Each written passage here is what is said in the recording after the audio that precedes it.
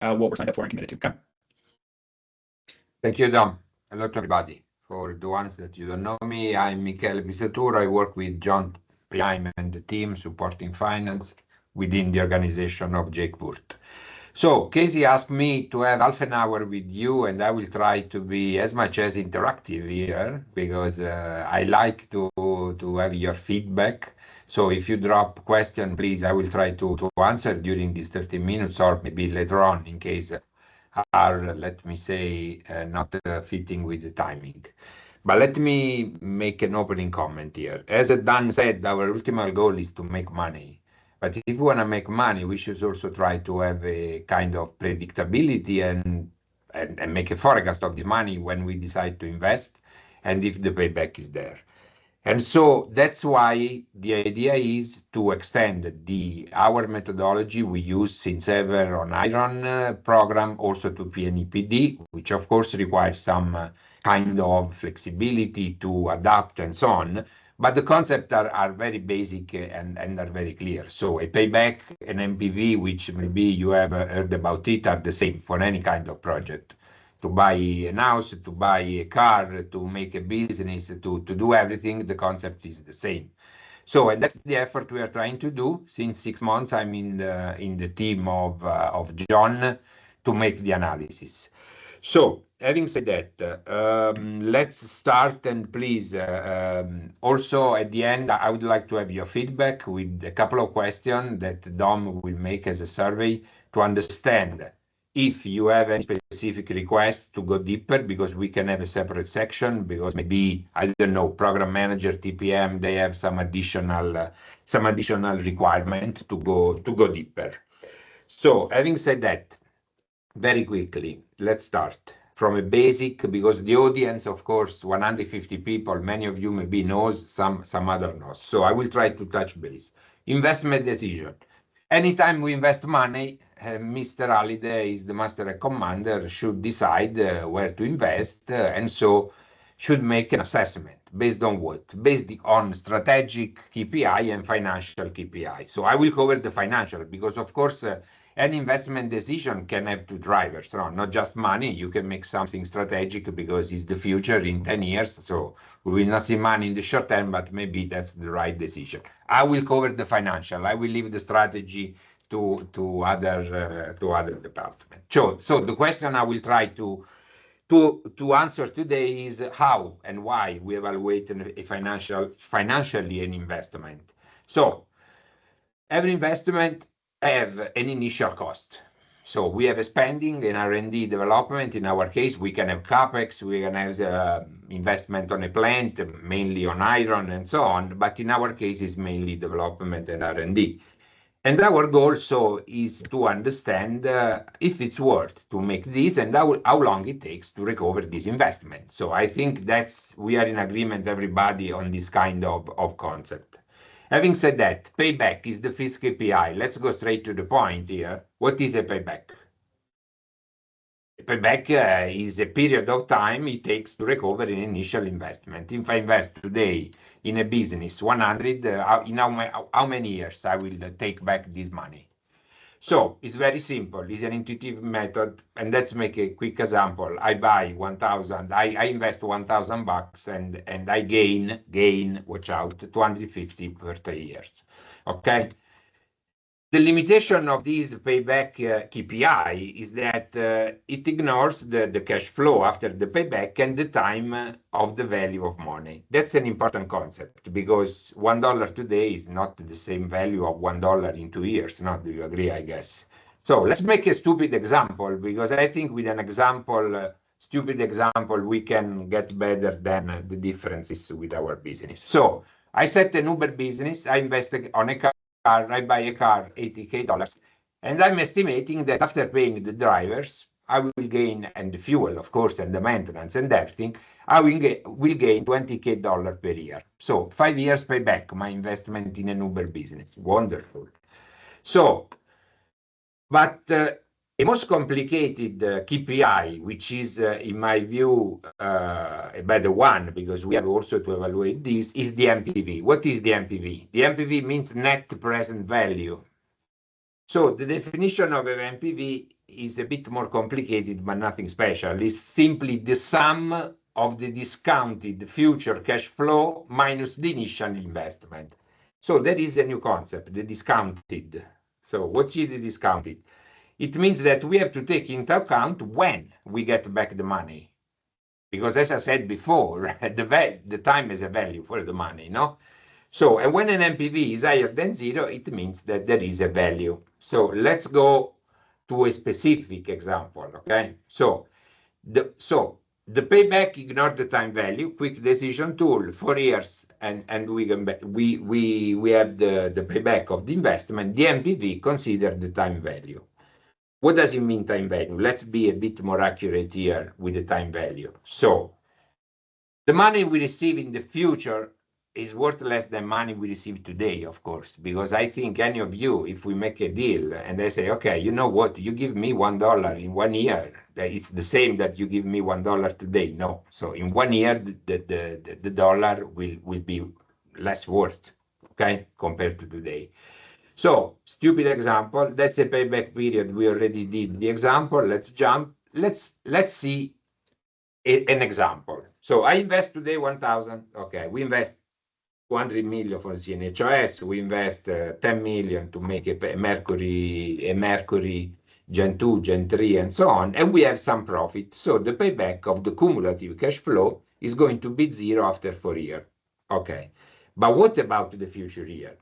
So we should consider that we have future years gaining as well. So if I assume that from the year 5 to the year 10, I will have again this profit, okay, I have a different concept. And how many years I should consider? Usually we consider 10 years when the technology period frame is, let me say, consistent with 10 years, and usually we use 5 years. It depends, okay, on the kind of technology we are investing on. But let's make a stupid example on 10 years. So the cumulative cash flow in this case, of course, is much higher, no? Because we consider 10 years because I will continue to gain money with my car of Uber, okay? How we estimate the time value? Because we will get money, but in 10 years, not today, okay? So we have simply to discount the cash flow. So what does it mean? $250 next year, the value of today is lower, of course, and is lower based on a discounted cash flow. And as you can see, the same $250 gained in 10 years, they have a very different value. Why? Because in 10 years, to gain $250 in 10 years, the value today is very, very low. Which is the rate we use to discount? That's a question we can go deeper, but usually we use 10%, and we use a concept of WACC, weighted average cost of capital. I would like not to go deeper on this concept, but just to let you understand something more on what is the WACC. The WACC is different for each country.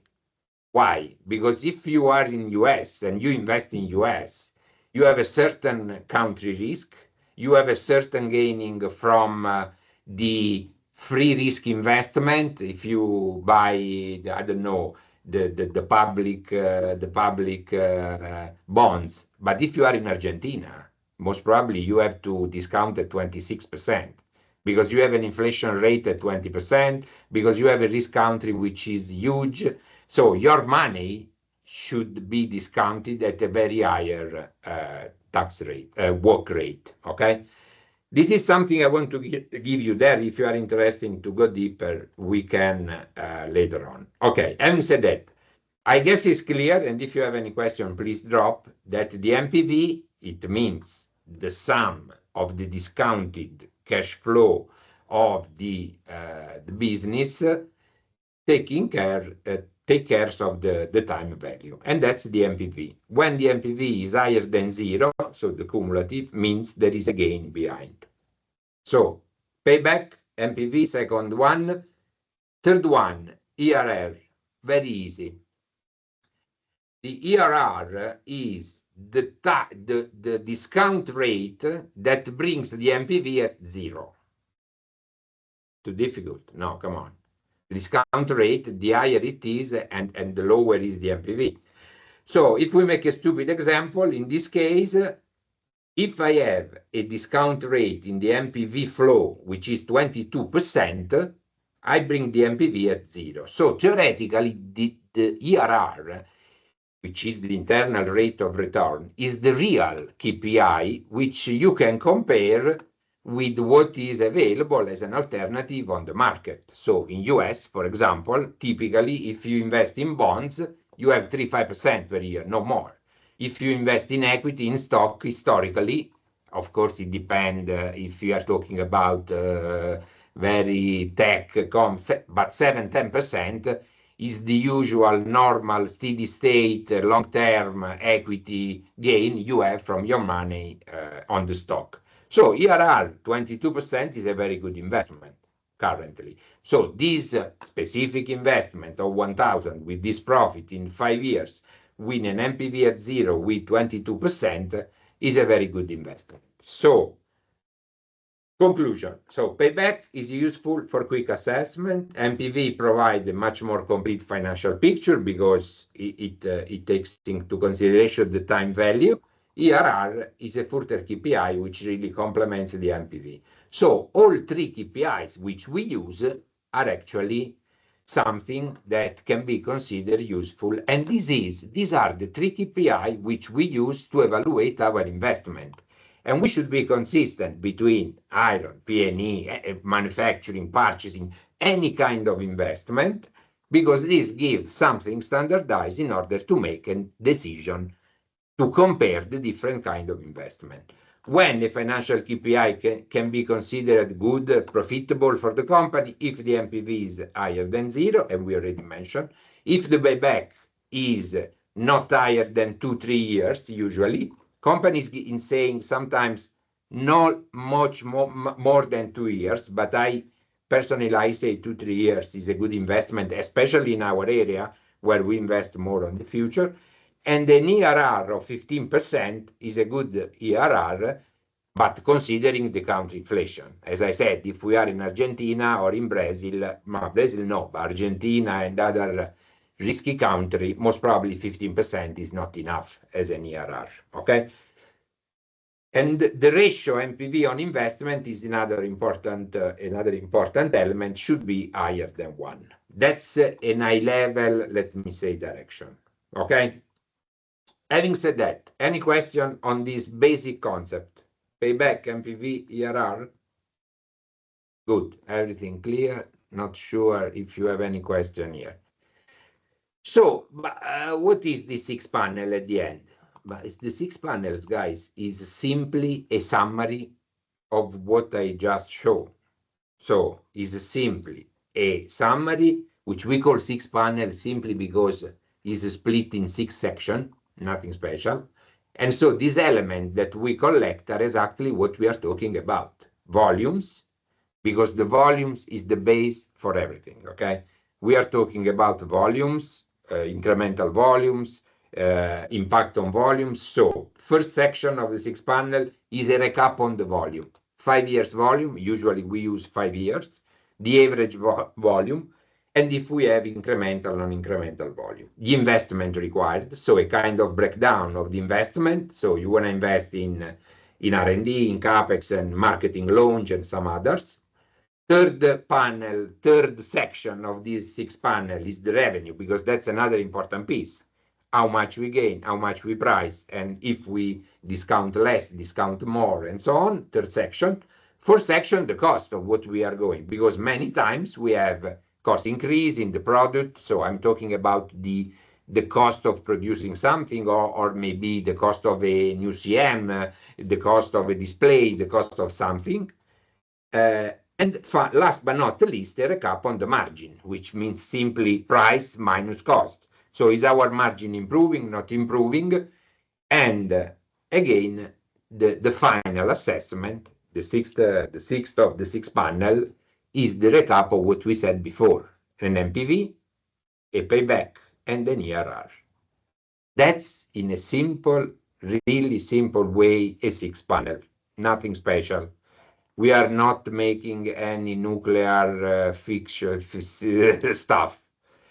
But I would like to mention to you something important. That's always a differential analysis. Follow me, please. So when we make a financial analysis, we should also always compare if we do the investment versus if I don't do the investment. That's a key point. And I will make a stupid example. As you can see here, we talk about volume, do nothing, do program. We talk about price, current and do program. So what really counts is the delta. So what is the investment is let me say, causing an incremental volume, is causing an incremental price, is causing a saving on an incremental cost, because there could be, and is causing an incremental margin.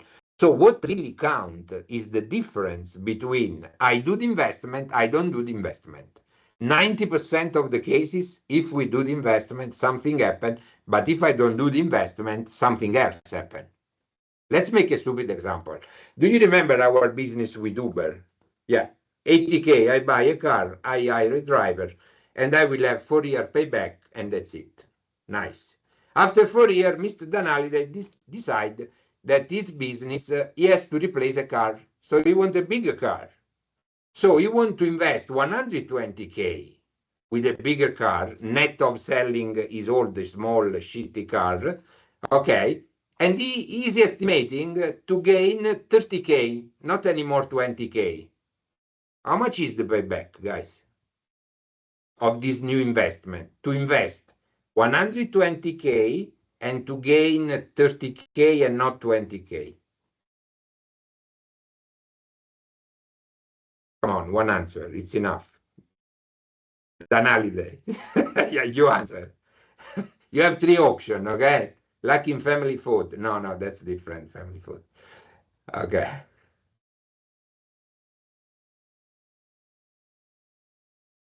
No answer. Come on. How much is the payback of this investment? That's your money, guys. Mr. Holiday, you have to get out of your pocket 120K. Could you please make a decision, the payback period of this money?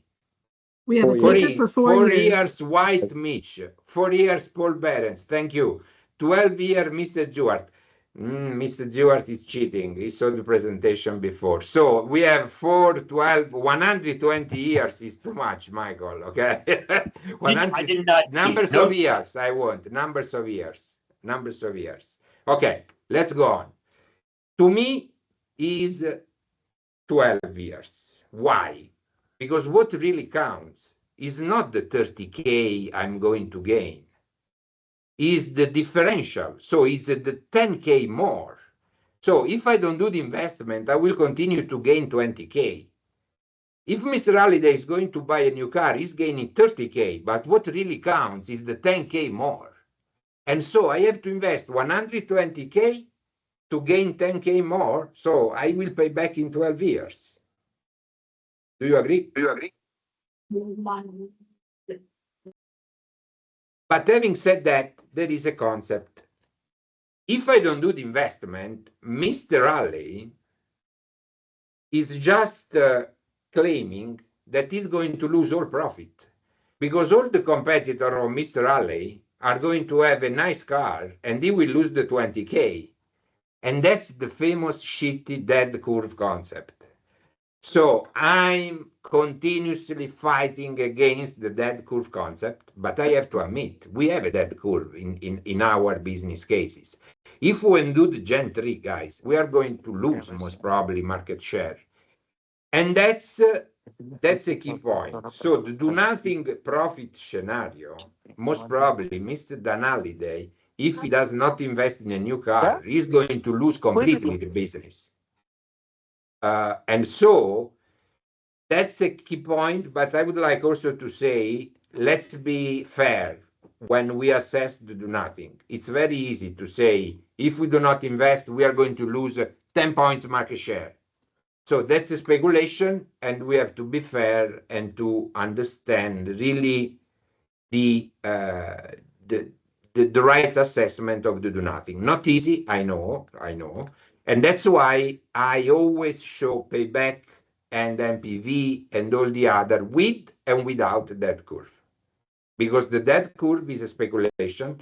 Then only they believe that the competitors will completely fight against this and he will not get any money with this shitty car, but maybe someone else will say, no, guys, we can survive another 5 years with this car. Maybe we will lose 2K, not more per year. You got it, no? Okay, 90% of our CNH program investment are mainly based on a current status of volume, share of market, price, cost per unit. Do nothing scenario is a key scenario because that curve can be also on pricing. We know that maybe we have to discount our price with Uber because otherwise we don't get. So there is also a do nothing scenario, not just on volume, but on pricing, on cost, which can increase, and so on.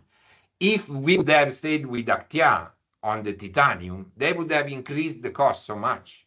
That's a do nothing scenario we have to assess, guys, on the titanium business case, just to make you an example. Long story short, the delta between the two scenarios, do nothing and do program, is what really counts to calculate the payback and the NPV of our investment.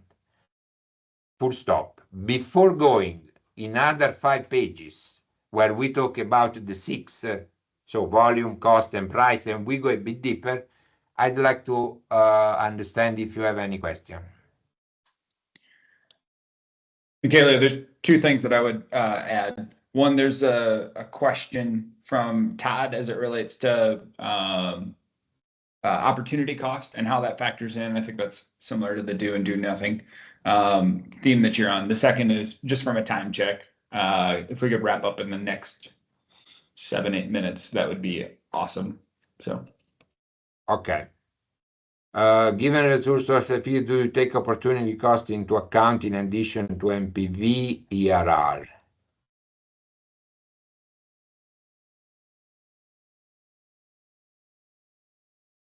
Okay, I got it, Todd.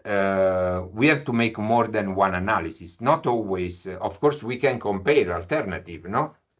Right now, we are comparing Mercury V2 versus the Ethernet switch. These are 2 scenarios, 2 completely different scenarios, which does not exist today. So we are making a comparison versus something that does not exist. The Ethernet switch copper program, which is something that could come, the Mercury V2, which will avoid this other scenario. So you make comparison between 2 scenarios, A and B, just to answer. 5 minutes to wrap up. I will go very fast on the next 6 slides, but you please give me any question on this one. Volume section. As I said, volume section is the key section. Do nothing to program, dead curve concept. We already talked. This is an example of the most complicated business case I ever did, which is the CNHOS, which involve all the product line, which involve many aspects. So very quickly, this is the investment breakdown. For P&E is mainly R&D, but for iron we have capex, supplier tooling, manufacturing, startup and launch, allocated investment here and there. Risk, we used to put a risk in percentage based on the milestone of the GPD. If we are at the kickoff, we put 15% risk. We don't know what's going on. But if we are at the DA, the risk should be much less. And we have to be able to assess the investment. Price and discount, you can find in this presentation a concept of what is a list price, a trade discount, what is a variable market discount, what is an interest compensation discount, and so on. And also in this case, we have a do program pricing, do nothing pricing. Cost per unit, that's another word we can talk about. Variable cost, fixed cost. What does it mean to increase the volume? Because you have an impact on fixed cost because you split the fixed cost on much more units, so you have a gross margin benefit. The margin, what is a contribution margin, what is a gross margin, you can find here. And last page, and then I'm over. Each company doesn't have unlimited availability of funds. I think this is clear to everybody. So we use strategic KPI and financial KPI. We talk about it now. to make a prioritization. So the concept of our STAR, we call methodology, is simply a matrix, where on the y-axis we put the financials, and the financial metric means simply NPV, payback, and IRR of the project. And on the other axis, we put the strategic importance, which basically is assessed through share of market potential, but this is Dan Halliday's job, and he will make the strategic importance of the program. No, long story short, we have a matrix. We try to compare the financial and the strategic KPI of all our projects, iron, tech, and P&E, and we try to make decision with numbers behind in order to assess which are the real priority of the company. That's all. Dom, I will try to answer offline to all the questions. No problem to go on now, okay? That was awesome. Michele, thanks for the engaging overview. Thanks for the questions and a little bit of humor mixed in. I appreciate that in any financial training. So that was awesome. You did get some requests to share this PowerPoint. I'm assuming you can drop this in the chat. Absolutely. You will find this in the chat and you reach me for any other question, okay?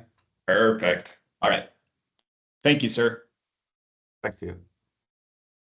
All right. I'm going to steal the slide back for just a second. Actually, let me drop your. So this, Michele asked for this. So I'm gonna put a survey in there that folks can provide some feedback on the usefulness of the training, and then more specifically, any areas where we might want to focus future training or updates around specific topics or areas, or spend a little bit more time. Okay. All right. So that should be in the chat. Please take just a few seconds and work through that. All right. I want to introduce a few topics and a few categories that maybe most everyone has heard of before, or maybe you're hearing it for the first time. But the goal, each of these are the areas that we're going to spend some time on and talk through.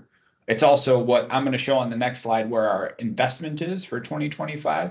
And so having the right context of what all is included in there, I think is really important before we get started.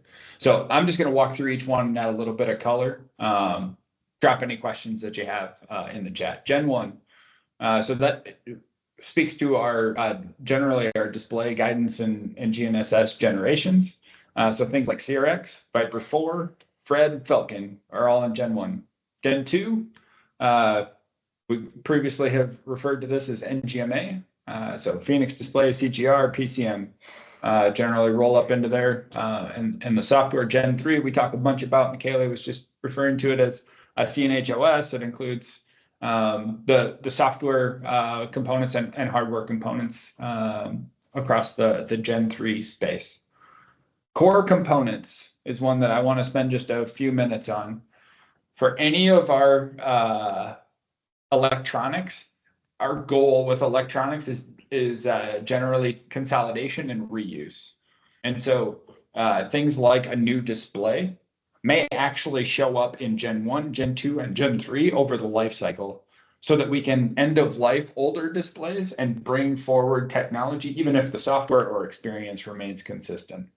And so because of that, we're looking at core components and the evolution of our technology from a hardware perspective. And Chris Painter and team will talk through our core components as part of that. The next category, cloud solutions.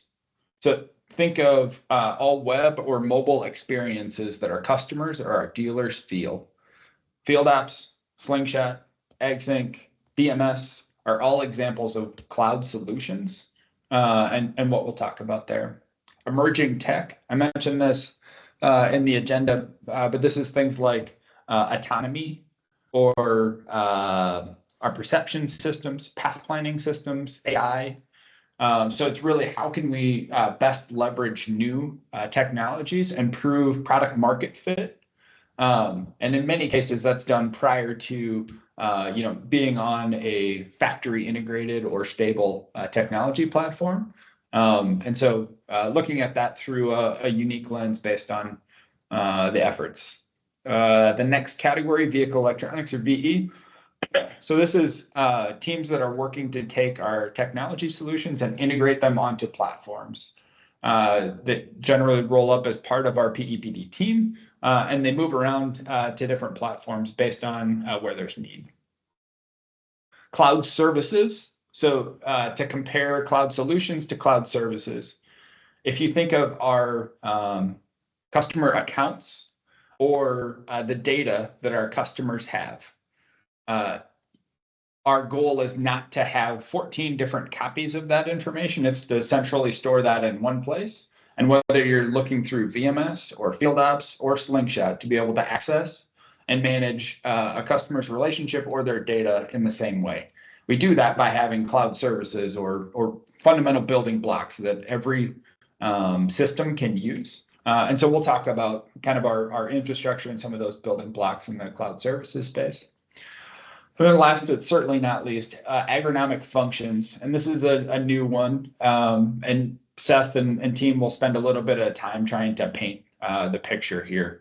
But it's really, I think of it in a separate sense first of there's a tractor and there's an implement. And the tractor is generally the power in the interface, and the implement is doing some agronomic function. And so the goal of the agronomic function team is really how can we utilize technology to best execute and deliver an agronomic result. And so we'll see things like planter, tillage, sprayer, and even some harvest solutions in that space. And so that's kind of how we're going to look at the portfolio or the lens we're going to look through as part of that. Okay.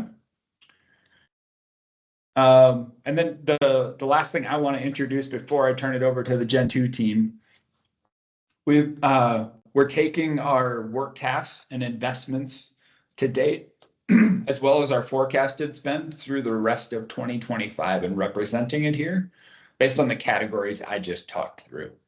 So working our way from left to right, Gen 2 is our largest investment of any single category or area in our entire portfolio. We're going to spend about $42 million on our Gen 2 space in 2025. And if you zoom all the way to the right side, our lowest investment would be in Gen 1. So that's investment across CRX, Viper 4, Fred Falcon. Okay. And then those are kind of the bookends. And each of the different areas will put a little glimpse or a little more detail behind where is this investment going, what are we spending where. But just want to introduce our overall 225 million. If you add all of these up, it won't equal 225 million. And that's because we pulled out things like overhead, depreciation, amortization, and some of those things. So happy to walk through the details, but this is kind of the top level anchor point that we're going to use for the rest of the day. Any questions on that? Mike? The other thing that I'm going to point out is in that column for VE, this is specifically within the PEPD portfolio. We also know that heavy investments in the VE goes also invested directly into the GPP areas to the tune of about, I think it was like $44 million.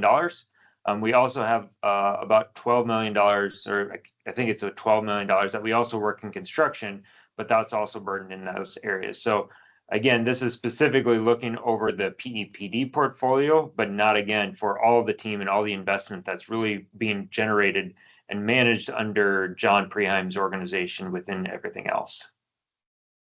Thanks, Mike. I also want to call out a special thanks to Mike for his patience when this entire scheme got created while he was on vacation. He came back to it. So appreciate you, bud. All right. With that,